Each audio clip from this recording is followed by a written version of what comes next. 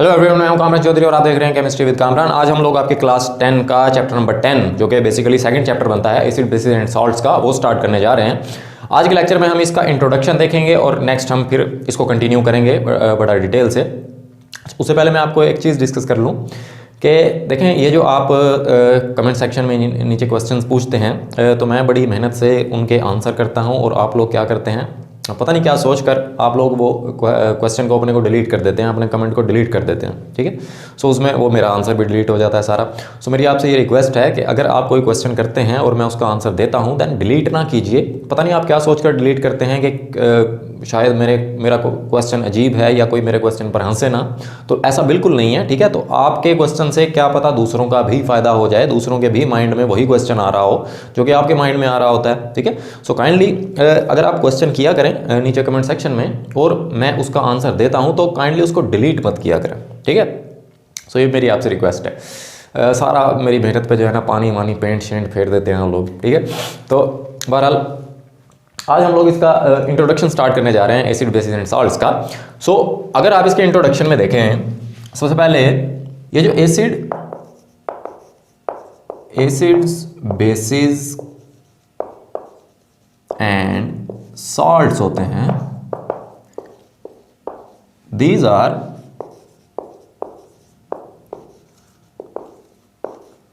Three distinct classes in which almost all the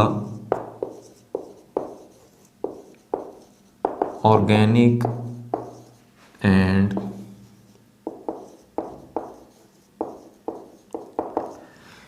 inorganic compounds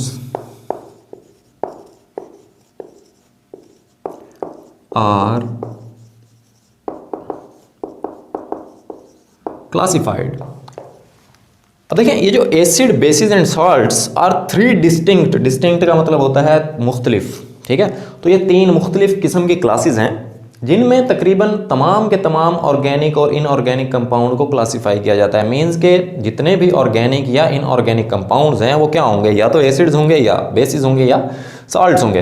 अच्छा, अब ये जो एसिड बेसिस सॉल्ट्स वगैरह का वर्ड सुन रहे हैं तो आहिस्ता आहिस्ता जैसे जैसे हम इस लेक्चर को आगे कंटिन्यू करेंगे सो ये चीज़ें आपको क्लियर होती जाएंगी। ठीक है, अभी के लिए अगर आपको कंफ्यूज करे एसिड बेसिस एंड सॉल्ट्स ये होते क्या हैं बेसिकली। ठीक है, सो जस्ट आप इतना याद रखिए कि यूजुअली वैसे ये लिक्विड होते हैं। ठीक है, लिक्विड स्टेट में होते हैं। सो आप इतना बस माइंड में रखिए कि जब हम एसिड बेसिस की बात कर रहे हैं, ठीक है, तो ये एक लिक्विड्स की बात कर रहे हैं हम लोग। ठीक है, सॉल्ट्स के केस में हम लोग बड़ा डिटेल से आगे पढ़ेंगे फिर सॉल्ट्स क्या होते हैं, उनकी स्टेट्स क्या होती हैं। ठीक है, स्टेट्स के बारे में मैं आपको थोड़ा बहुत साथ साथ गाइड करता रहूँगा। ठीक है, सो इस चीज़ की आपको समझ आ गई कि ये तीन मुख्तलिफ किस्म की क्लासेस हैं जिनमें ऑर्गेनिक और इनऑर्गेनिक कंपाउंड्स को हम क्लासीफाई करते हैं। अब ऑर्गेनिक और इनऑर्गेनिक कंपाउंड्स क्या होते हैं, जैसे आपने क्लास 9 में भी chapter number 1 fundamentals of chemistry में ब्रांचेस ऑफ केमिस्ट्री में आपने पढ़ी थी ऑर्गेनिक केमिस्ट्री की डेफिनेशन। ठीक है, कि ऑर्गेनिक केमिस्ट्री क्या होती है, ऑर्गेनिक कंपाउंड्स की स्टडी को ऑर्गेनिक केमिस्ट्री बोलते हैं। ऑर्गेनिक कंपाउंड्स क्या होते हैं, हाइड्रोकार्बन्स और उनके डेरिवेटिव्स को हम ऑर्गेनिक कंपाउंड्स बोलते हैं। मीन्स के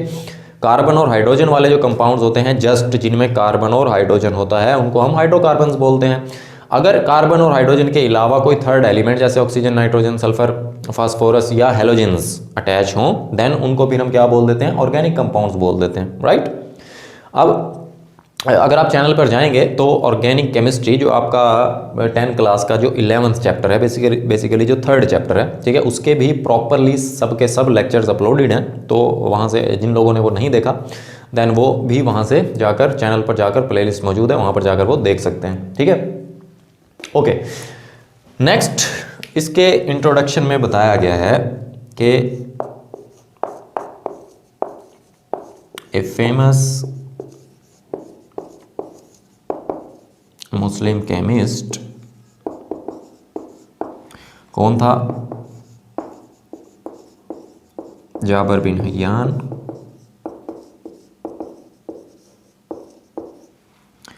प्रिपेयर्ड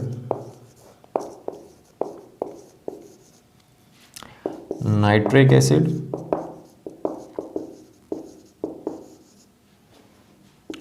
जिसका फार्मूला होता है HNO3, hydrochloric acid,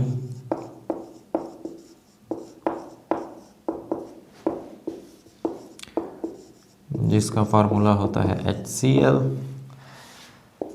and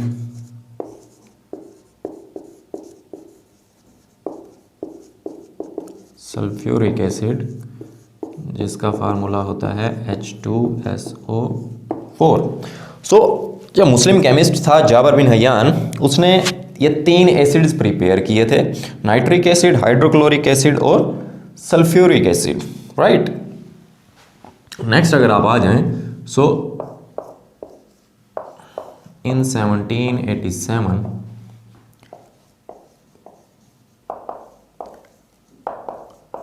लिवाइजे named binary compounds of oxygen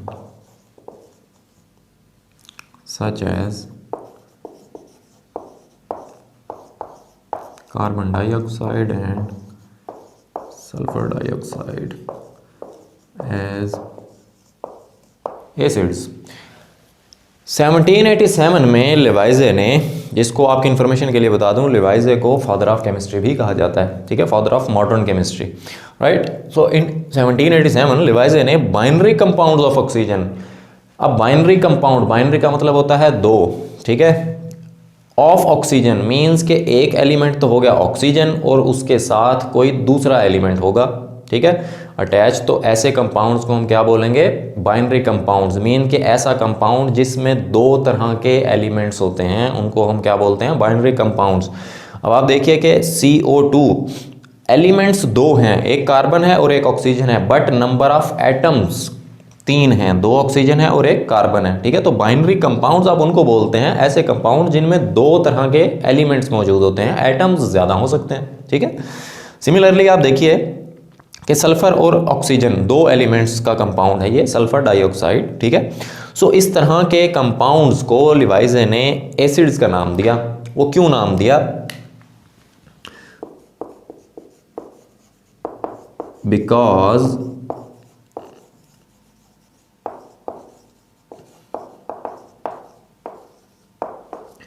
जब इनको वाटर में डिसॉल्व किया गया, सो इन्होंने एसिडिक सॉल्यूशन दिया। मीन्स के वाटर के साथ रिएक्ट करने के बाद जो सॉल्यूशन बना वो क्या था, एसिडिक था। जैसे मैं आपको कॉमन सी एग्जांपल देता हूँ, कार्बन डाइऑक्साइड जब आप वाटर के साथ आप रिएक्शन करवाते हैं देन कार्बोनिक एसिड बनता है H2CO3, ठीक है। इसी तरह से सल्फर डाइऑक्साइड जब आप वाटर के साथ रिएक्ट करवाते हैं in the presence of oxygen तो सल्फ्यूरिक एसिड बनता है, ठीक है। सो लिवाइजे ने बाइनरी कंपाउंड जो कि ऑक्सीजन के थे उनको एसिड्स का नाम दिया। क्यों? क्योंकि जब हमने इनको वाटर में डिसॉल्व किया तब वो जो सोल्यूशन बना नया वो क्या था, एसिडिक सोल्यूशन था, राइट। ओके, नेक्स्ट फिर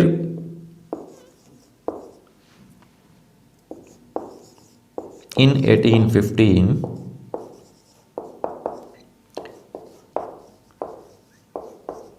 sir Humphry Davy discovered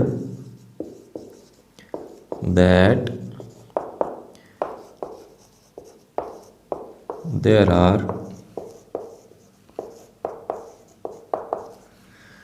certain compounds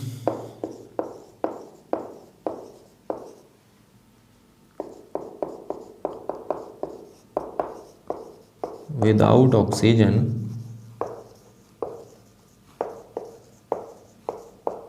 that are acids. For example, HCl। 1815 में सर हम्फ्रे डेवी ने डिस्कवर किया कि ज़रूरी नहीं है कि वो एसिड्स वो कंपाउंड्स एसिड होंगे जिनमें ऑक्सीजन मौजूद होगा, नहीं ऐसा नहीं है, ठीक है।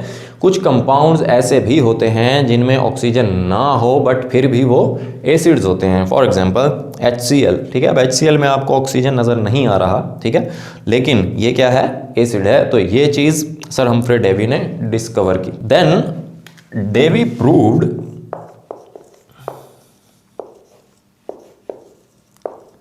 Sir Humphrey Davy proved the presence of hydrogen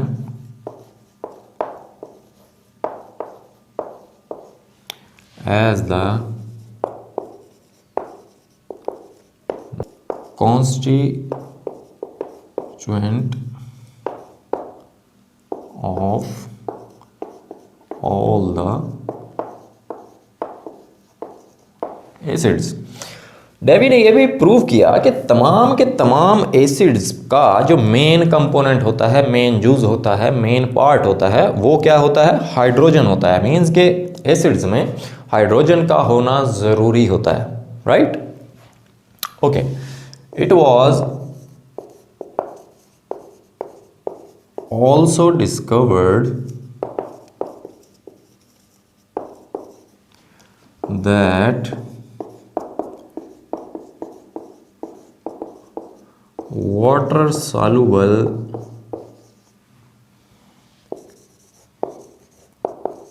metal oxides।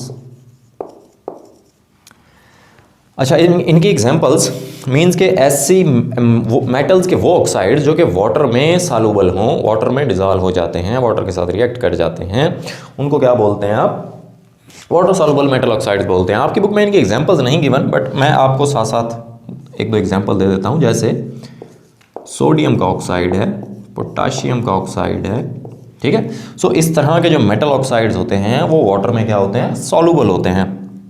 अब ये करते क्या हैं, turn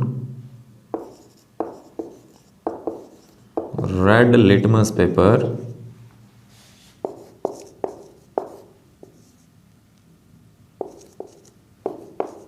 blue, which is a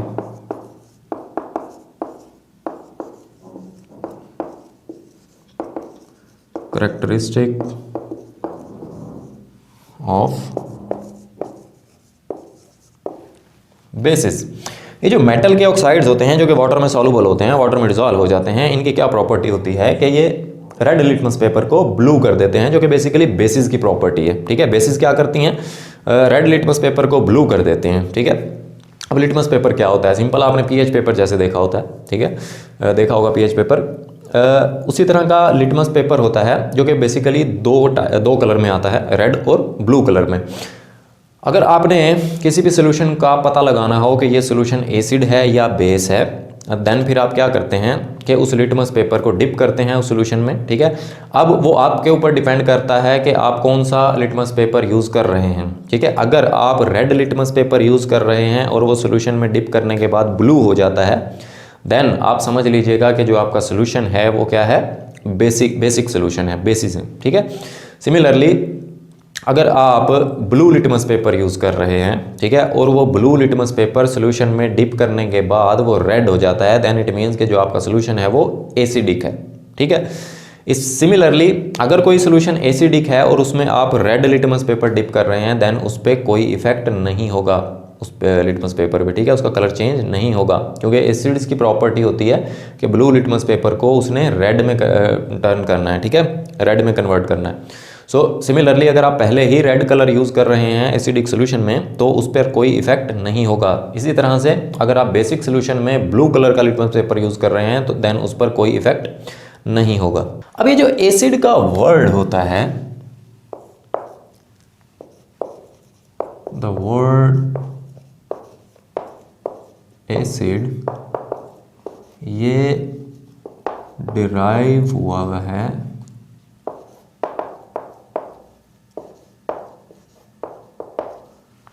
एक लैटिन वर्ड से। वो वर्ड है एसिडस, ठीक है। इसका क्या मतलब होता है, मीनिंग सॉर। अब सॉर का क्या मतलब होता है? खट्टा। ठीक है, अब एक प्रॉपर्टी यहाँ पर आपको पता लग गई एसिड की, कि एसिड का जो जायका होता है, एसिड का जो टेस्ट होता है वो क्या होता है? सॉर होता है, खट्टा टेस्ट होता है। ठीक है, द फर्स्ट एसिड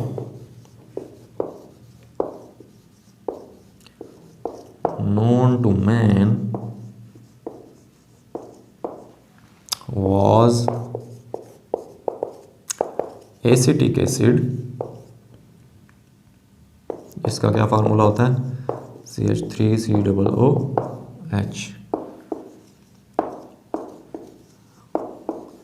जो बेसिकली सिरके में पाया जाता है, विनेगर में। ठीक है, एसिटिक एसिड जो होता है वो जो सिरके में पाया जाता है। ठीक है, तो सबसे पहला जो एसिड फाइंड आउट किया गया था वो कौन सा था? Acetic acid, right. Okay, we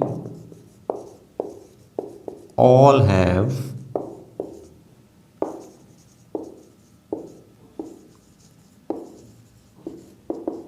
some concentration of hydrochloric acid HCl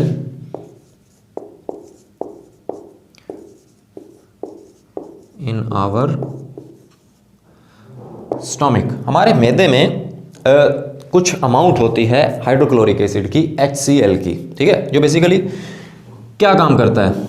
which helps to break down the food।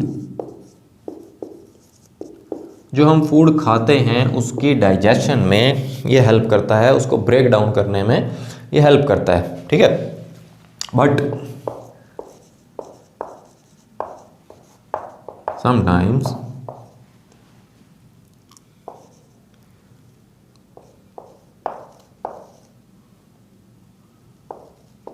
concentration of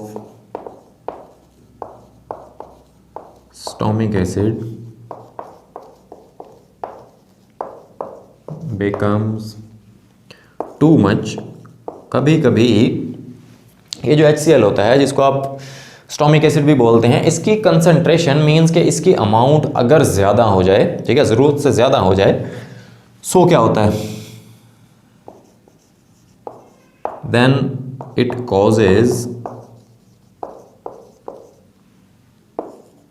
acidity, जिसको आप तेज़ाबियत बोलते हैं। ठीक है, पेट खराब हो जाता है आपका। ठीक है, फिर हम भागते दौड़ते फिरते हैं इधर उधर हकीमों के पास, राइट। लेकिन यह कोई बहुत बड़ा मसला नहीं होता। ठीक है, इसको इजीली ट्रीट किया जा सकता है। अब इसका सलूशन क्या है? अगर मतलब किसी भी इंसान को एसिडिटी हो जाती है, तेज़ाबियत हो जाती है, देन क्या करना चाहिए फिर? This uncomfortable feeling, सो कोई भी आप अल्कलाइन मेडिसिन लेकर एसिडिटी का ट्रीटमेंट कर सकते हैं, राइट। अब बेसिकली जो अल्कली होती है वो करती क्या है? Alkali neutralise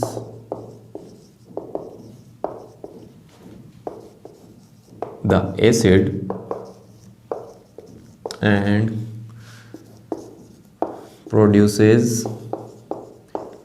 a harmless chemical